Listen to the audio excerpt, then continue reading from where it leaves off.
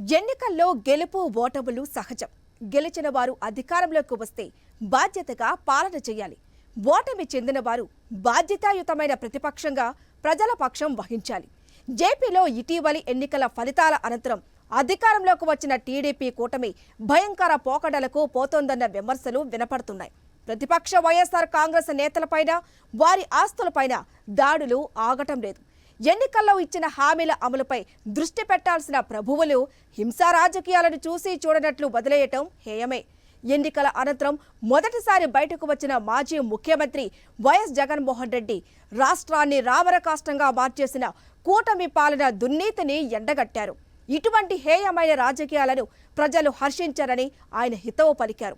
ఎన్నికల్లో ఇచ్చిన హామీల అమలుపై చంద్రబాబు దృష్టి సారించాలని ఆయన సూచించారు. దీనిపైనే ఇవాల్టి మ్యాగజైన్ స్టోరీ. ఆంధ్రప్రదేశ్లో ఎన్నికల ఫలితాలు వెలువడిన తర్వాత మొదటిసారి ప్రధాన ప్రతిపక్షమైన వైఎస్ఆర్ కాంగ్రెస్ అధినేత జగన్మోహన్ రెడ్డి జనంలోకి వచ్చారు. నెల్లూరులో పర్యటించిన జగన్మోహన్ రెడ్డి రాష్ట్రంలో కొలువు తీరిన టీడీపీ, జనసేన, బీజేపీ కూటమి ప్రభుత్వ వైఖరిని తప్పుబట్టారు. అధికారం కట్టబెట్టిన ప్రజలకు ఎన్నికల్లో ఇచ్చిన హామీల అమలుపై దృష్టి పెట్టండి మహాశయ అని చంద్రబాబు నాయుడుకి సలహా ఇచ్చారు. ప్రజా పాలనను పక్కన పెట్టి ప్రత్యర్థులపై దౌర్జన్యాలకు దిగటం హేయమైన రాజకీయం సుమా అని సుతిమెత్తగా అభ్యంతరం వ్యక్తం చేశారు.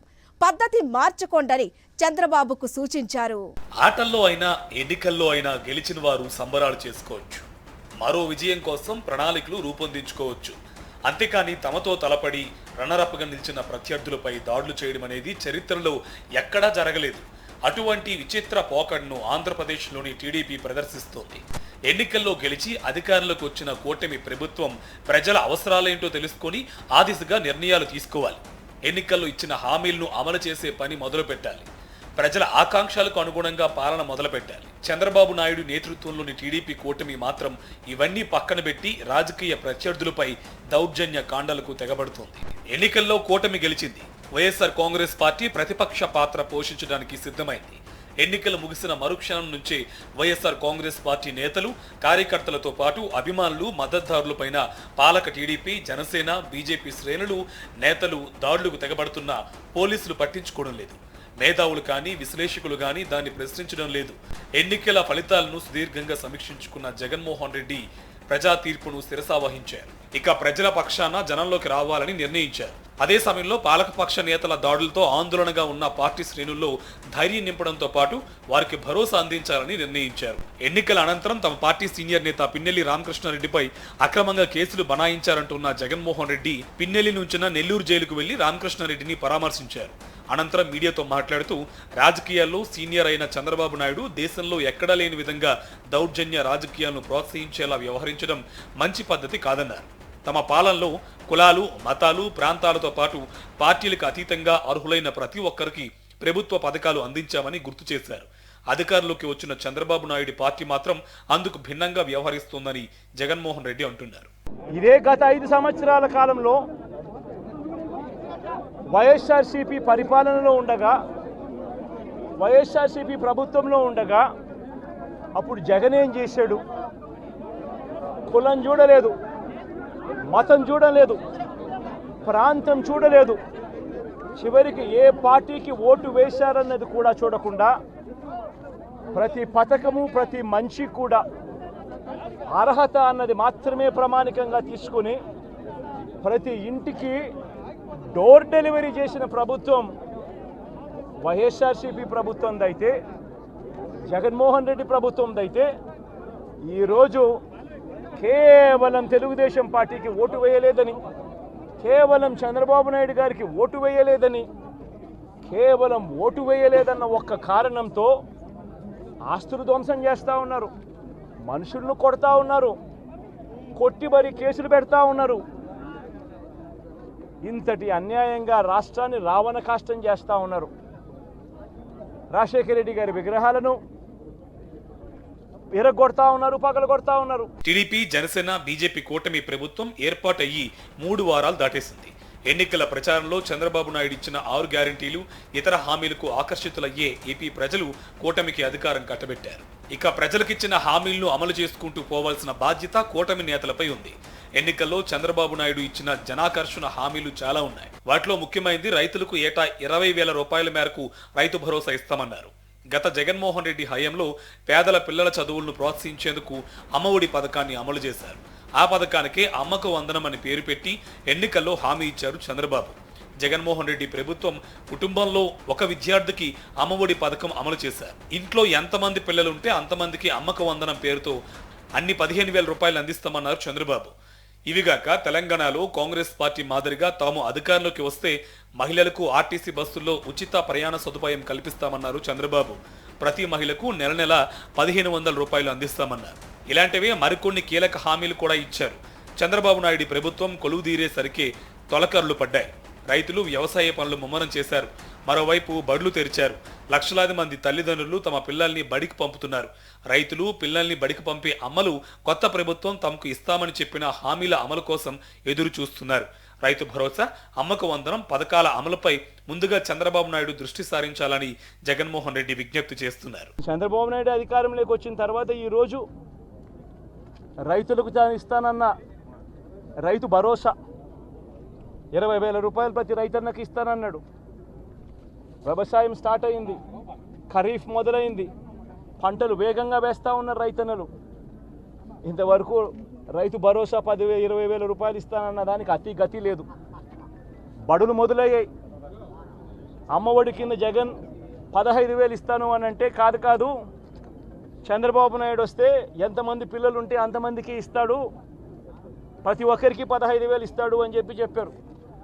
రాష్ట్రంలో 1 కోటి మందికి పైగా పిల్లలు బడియీడు పిల్లలు ఉన్నారు.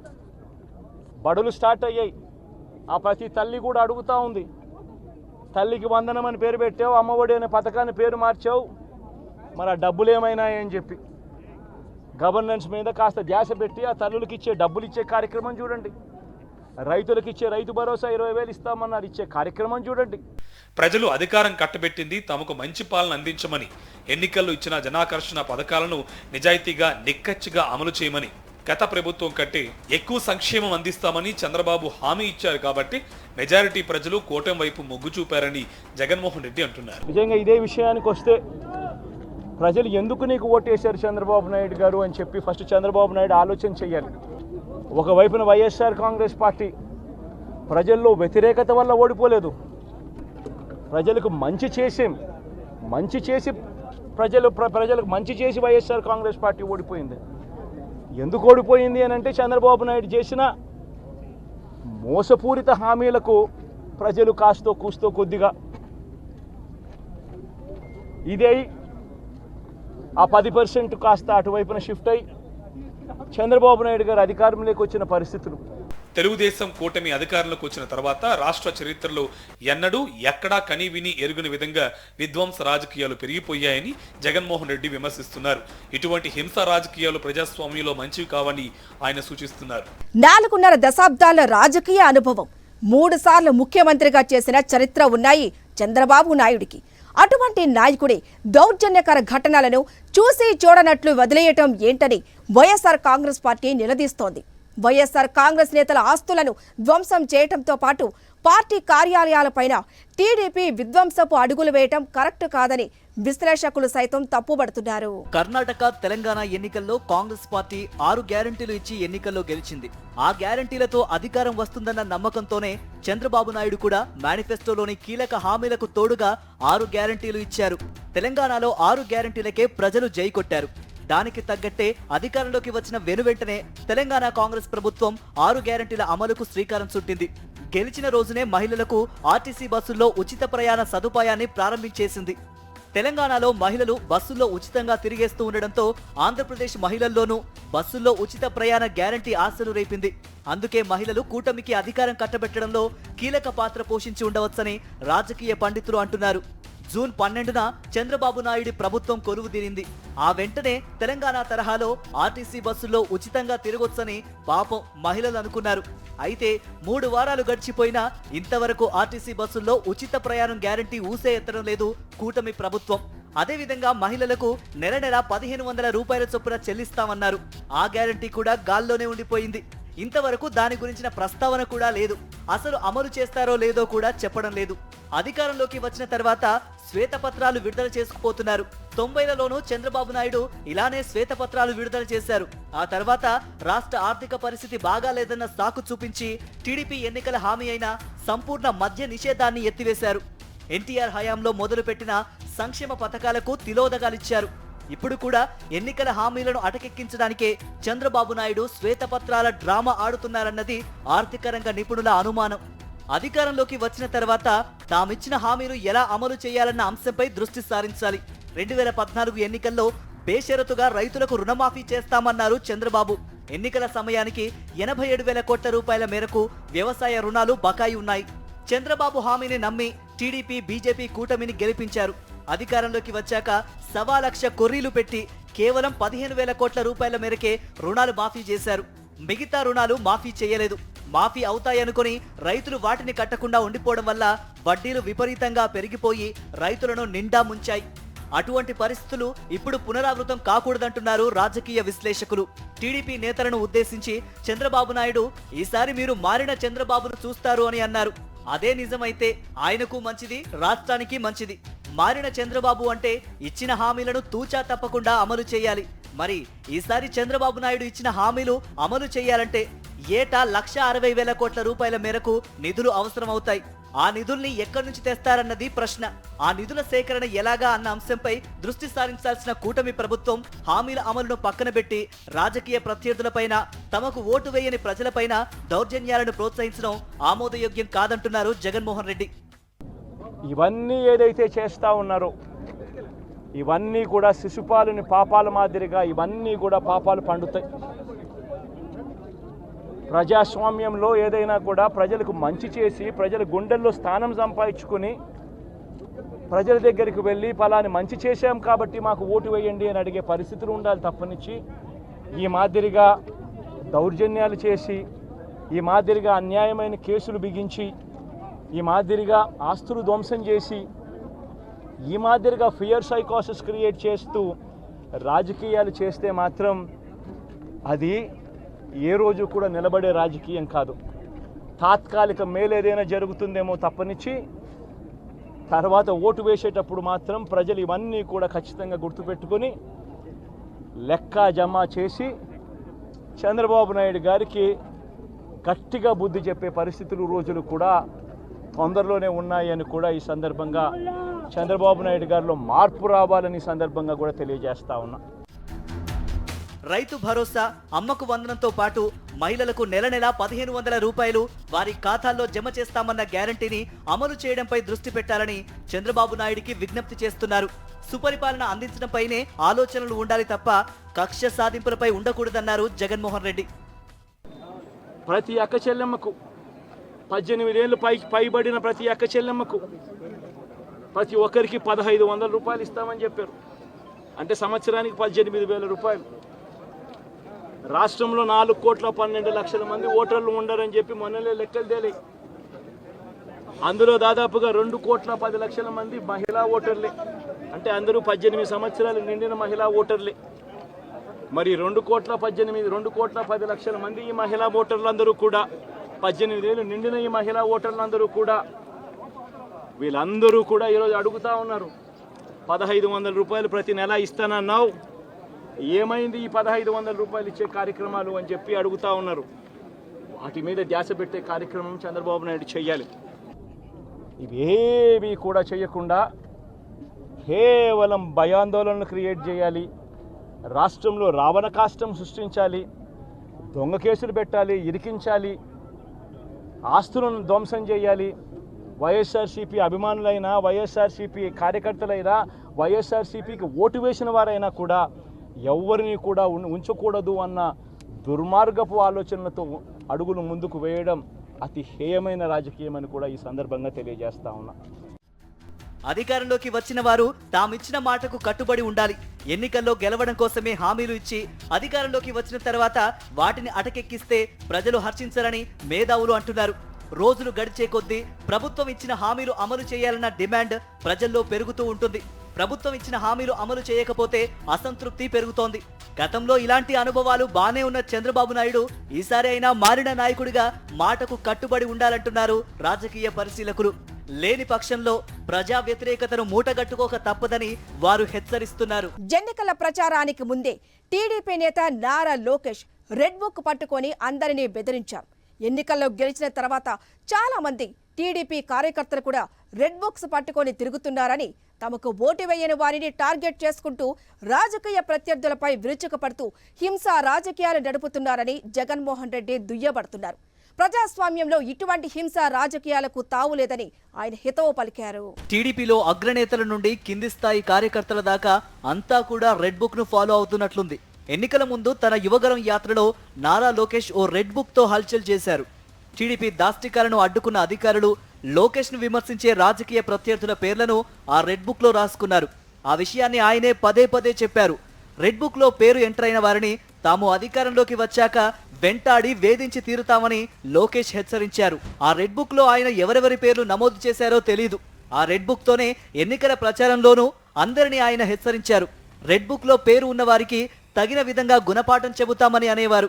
ఇప్పుడు అధికారంలోకి వచ్చిన తర్వాత వైఎస్ఆర్ కాంగ్రెస్ పార్టీ శ్రేణులపైన, వారి మద్దతుదారులపైన, వైసీపీ అభిమానుల ఇళ్లపైన టీడీపీ శ్రేణులు నిత్యం దాడులు చేస్తున్నాయి. లోకేష్ తో పాటు పార్టీ ఎమ్మెల్యేలు, నియోజకవర్గాల స్థాయి నేతలతో పాటు గ్రామాన టీడీపీ కార్యకర్తలు రెడ్ బుక్స్ పెట్టేసుకొని రాజకీయ కక్ష సాధింపులకు దిగుతున్నారని జగన్మోహన్ రెడ్డి ఆరోపించారు. ప్రతి ఒక్కరూ కూడా వాళ్ళ స్థాయిలో రెడ్ బుక్స్ అని చెప్పి రెడ్ బుక్లు పెట్టుకొని ఉండరు. చంద్రబాబు నాయుడు స్థాయిలో చంద్రబాబు నాయుడు ఒక రెడ్ బుక్, లోకేష్ స్థాయిలో లోకేష్ ఒక రెడ్ బుక్, ఎమ్మెల్యే స్థాయిలో ఎమ్మెల్యే ఒక రెడ్ బుక్, మండల స్థాయిలో మండల నాయకుడు ఒక రెడ్ బుక్, గ్రామ స్థాయిలో గ్రామంలో ఇంకో రెడ్ బుక్, గ్రామ స్థాయిలో ఇంకో నాయకులు గ్రామ స్థాయిలో ఇంకో రెడ్ బుక్లలో పెట్టుకొని ఏం చేస్తూ ఉన్నారు? అతి దారుణంగా అన్యాయంగా ఆస్తులు ధ్వంసం చేస్తూ ఉన్నారు. రాష్ట్రం మొత్తం దాన్ని చూస్తూ ఉంది, కానీ ఎవడు మాట్లాడడం లేదు. దొంగ కేసులు పెడతా ఉన్నారు, పోలీసులు ప్రేక్షక పాత్ర పోషిస్తూ ఉన్నారు. దొంగ కేసులు పెడతా ఉన్నారు, వాళ్ళే కొడతారు, మళ్ళీ ఇటువైపున కేసులు పెడతా ఉన్నారు. రాష్ట్రం మొత్తం ఇది చూస్తూ ఉంది. చీని చెట్లు నరికేస్తూ ఉన్నారు, ఆస్తులు ధ్వంసం చేస్తూ ఉన్నారు, కనిపిస్తూ ఉంది. ఎమ్మెల్యేలు ఏకంగా జేసీబీల మీద, పొక్లేన్ల మీద ఎమ్మెల్యేలు స్వయంగా తిష్టేసి ఏకంగా పోయి బిల్డింగులు పగలగొట్టే కార్యక్రమాలు చేస్తూ ఉన్నారు. ఇంతటి దారుణంగా నిజంగా చేస్తూ ఉన్నారు అని అంటే ఎల్లకాలం ప్రభుత్వం మీది కాదు, ఎల్లకాలం రోజులు మీయే ఉండవు చంద్రబాబు, అది గుర్తుపెట్టుకో. ఎన్నికల సమయంలో గుంటూరు మాచర్ల ప్రాంతంలో టీడీపీ శ్రేణులు దాడులకు తెగబడ్డాయి. అప్పట్లో వైఎస్ఆర్ కాంగ్రెస్ నేతలు ఫిర్యాదులు చేసినా ఎన్నికల కమిషన్ గాని, విధుల్లో ఉన్న పోలీసు అధికారులు గాని పట్టించుకోలేదు. పైపెచ్చు దాడులు చేసిన వారిని వదిలేసి బాధితులైన వైఎస్ఆర్ కాంగ్రెస్ నేతలు, కార్యకర్తలపైనే కేసులు నమోదు చేశారు.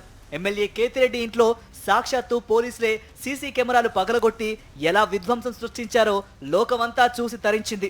టీడీపీ నేతల రిగ్గింగ్ను ఆపడంలో అధికారులు ఉద్దేశపూర్వకంగా చేతులెత్తేయడం వల్లనే పోలింగ్ బూత్లోకి వెళ్లి నిరసన వ్యక్తం చేయాల్సి వచ్చిందని వైఎస్ఆర్ కాంగ్రెస్ పార్టీ నేత పిన్నెల్లి రామకృష్ణారెడ్డి ఆక్రోశించిన సంగతి తెలిసిందే. అయితే ఎన్నికల అనంతరం పిన్నెల్లిపై మరికొన్ని కేసులు పెట్టారు పోలీసులు. అందులో హత్యాయత్నానికి తెగబడ్డారన్న అభియోగం కూడా మోపారు. అందులో నిజం ఉంటే దాడి జరిగిందని చెబుతున్న రోజుకి 10 రోజుల తర్వాత కేసు ఎందుకు పెట్టారని వైఎస్ఆర్ కాంగ్రెస్ నిలదీస్తోంది. అంతేకాదు ఈ దాడులపైన, పిన్నెల్లిపై వచ్చిన ఆరోపణలపైన దర్యాప్తు చేసిన సిట్ బృందం సమర్పించిన నివేదికలో హత్యాయత్నం చేశారన్న ఆరోపణ ఎందుకు లేదని జగన్మోహన్ రెడ్డి ప్రశ్నిస్తున్నారు. ఎమ్మెల్యే అక్కడికి వెళ్ళి హత్యాయత్నం చేశాడట. పదే పోలింగ్ బూతులు హత్యాయత్నం చేశాడంట. ఎవడన్నా బుద్ధునోడు ఎవడన్నా నమ్మదానికి ఉందాయా? ఎవడన్నా ఎమ్మెల్యే అనేవాడు అక్కడికి పోయినప్పుడు వాళ్ళు చేస్తూ ఉన్న రిగ్గింగు, ఎమ్మెల్యే దానికి అడ్డుకునే కార్యక్రమం చేస్తూ ఉంటే ఎమ్మెల్యే అక్కడికి పోయి ఎమ్మెల్యే హత్యాయత్నం చేస్తాడా?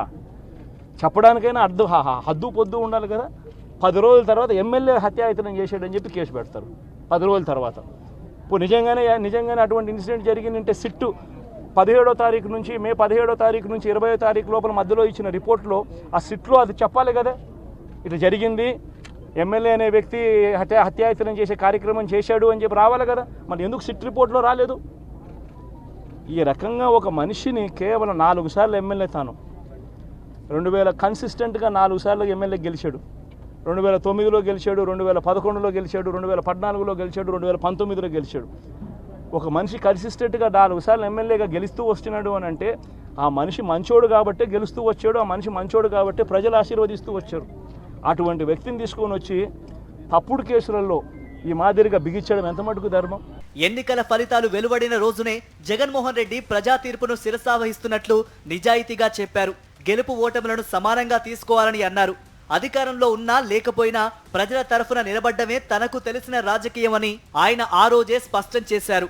ప్రతిపక్ష నాయకుడిగా ఉండడం, పాలక పక్షాల నుండి వేధింపులు, కేసులు, హింసా రాజకీయాలను ఎదుర్కోవడం తనకు కొత్త కాదని ఆ రోజే గుర్తు చేశారు. ఎన్ని సమస్యలు ఉన్నా, ఎన్ని ఇబ్బందులు పెట్టినా ప్రజల పక్షాన పోరాటాలు చేయడమే తన లక్ష్యమన్నారు.